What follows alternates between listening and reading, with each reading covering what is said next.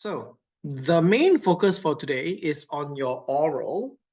Specifically, we are going to work on, oh my goodness, work on your pronunciation and your enunciation, which I will be covering later, and I'll tell you what they actually mean in a minute.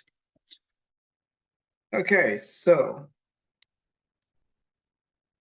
that's the one we're covering today, plan, response, spoken interaction.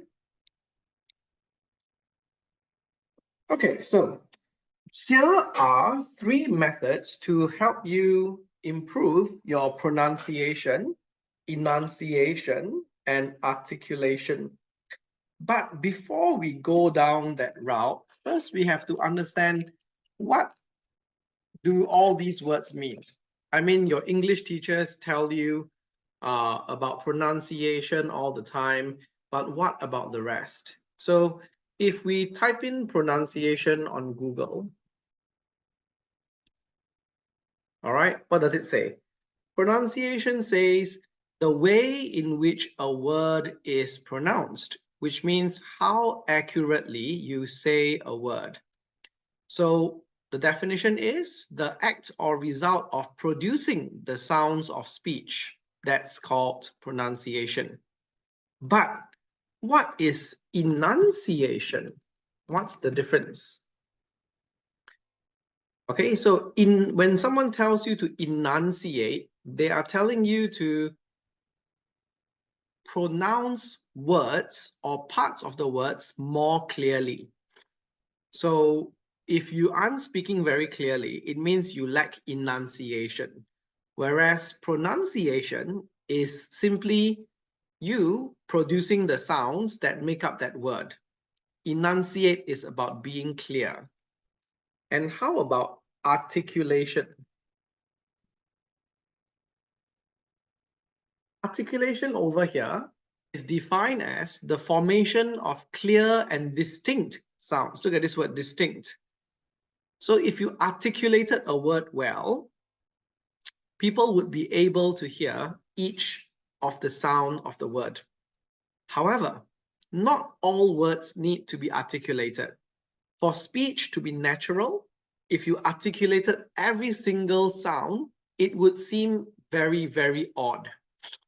So let's say, for example, you're having a conversation, right? And you say something like, tomorrow I want to go down to the supermarket to get some groceries. Okay, that sounds natural. Tomorrow I want to go down to the supermarket to get some groceries. We don't say, I want to go down like that. You say, I want to go down, because you are speeding it up so that it sounds more natural, right? If I were to articulate each and every sound, it would sound like this. Tomorrow, I want to go down to the supermarket to get some groceries, which is very weird when you're speaking to someone, isn't it?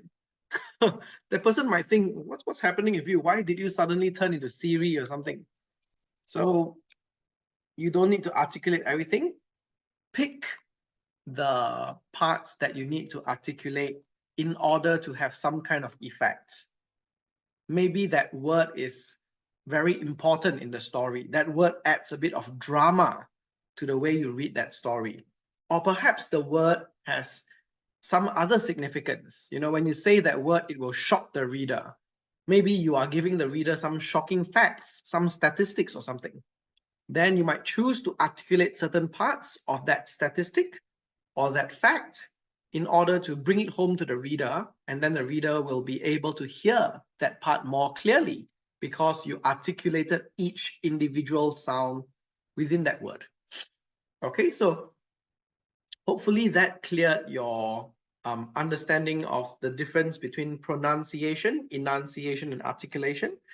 Pronunciation is just a very general term to talk about people saying words out loud. Okay? Pronunciation by itself doesn't mean you have to be accurate. But when we say enunciation, enunciation means clear pronunciation. That's what enunciation means. And articulation is basically saying the sounds.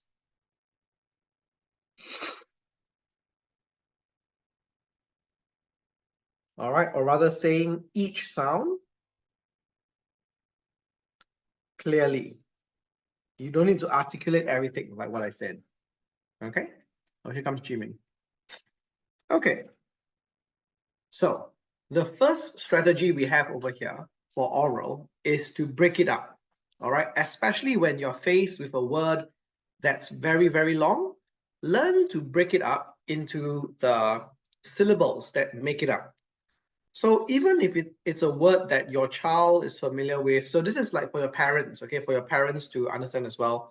Even if it's a word that you are familiar with, there's a temptation to speed through the pronunciation in a conversation exercise because you're hoping that your teacher won't catch that you don't know how to pronounce it, or you're speeding through it to sound more natural. All right. So when faced with a multi-syllable word, you can actually choose to skip the middle syllables and the sounds, and the listener will still understand what you're talking about, right? So instead of saying government like that, or like government, very distinct sounds, you may have heard of the articulation shortcut of government or garment, which is even worse. That's Singlish. You should still have a bit of ver sound, slight ver sound, government, right? Or government.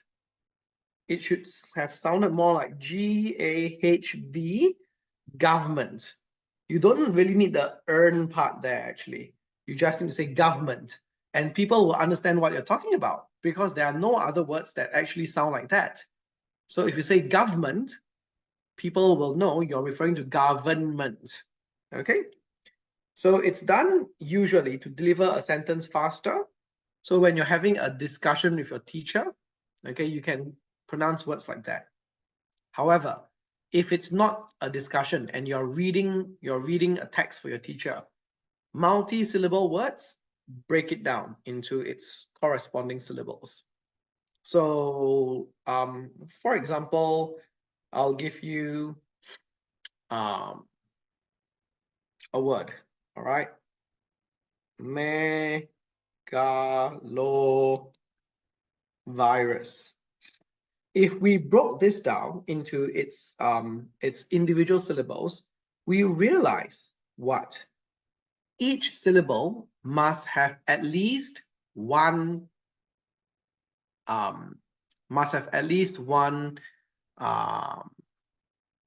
vowel in it, right? Each syllable must have at least one vowel in it. So if we break this down, it's me, ga, lo, vi, rus. So do you see the syllables? For me,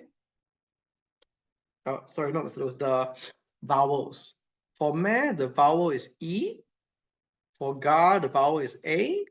For lo, the virus is O. For vi, the vowel is I. And for rus, the vowel is U.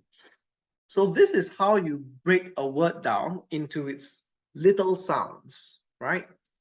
Each little sound must begin with a consonant, which is anything except for a vowel, and then it must have one vowel inside, all right, to be considered a syllable.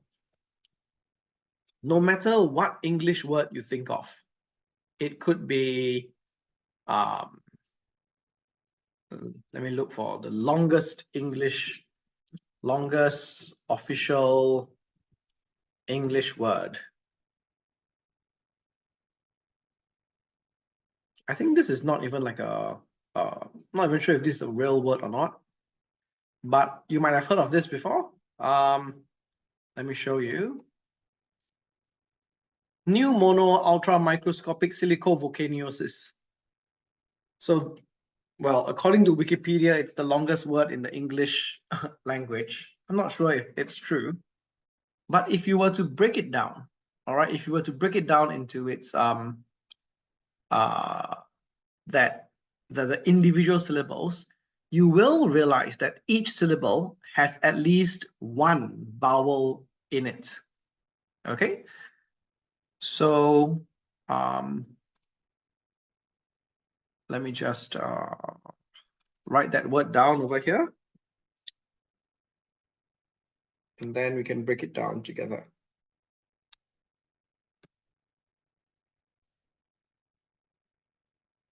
Pneumono ultra microscopic.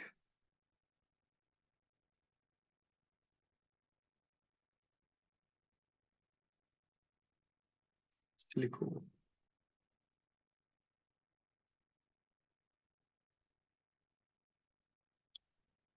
Volcanoconiosis.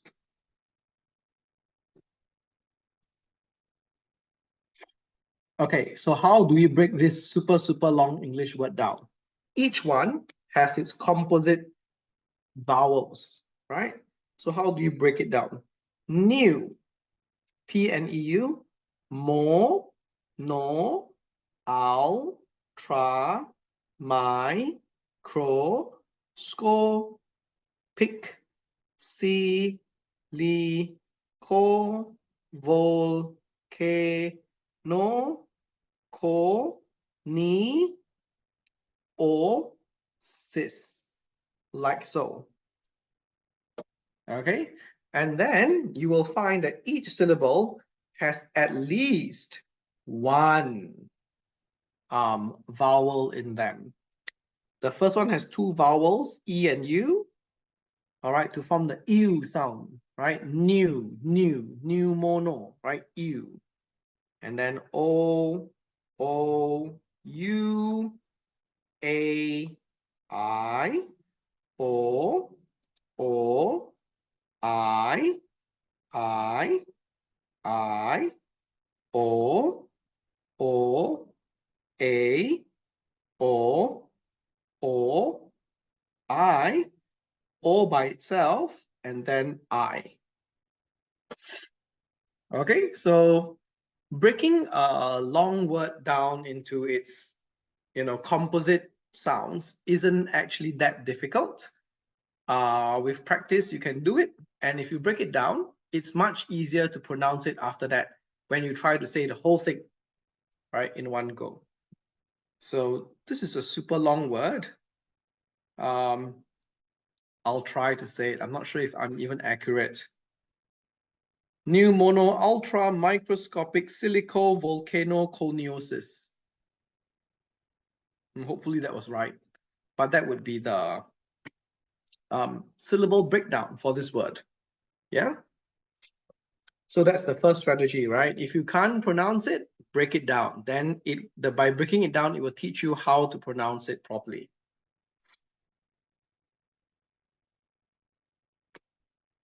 Okay, still the same strategy, all right?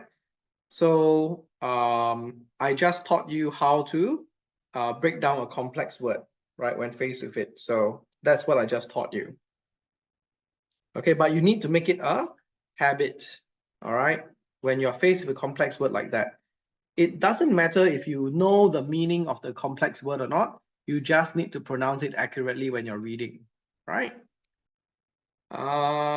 Yeah, once you can do that, right, you can separately allocate preparation time to break the words down and try to pronounce the word yourself. Okay.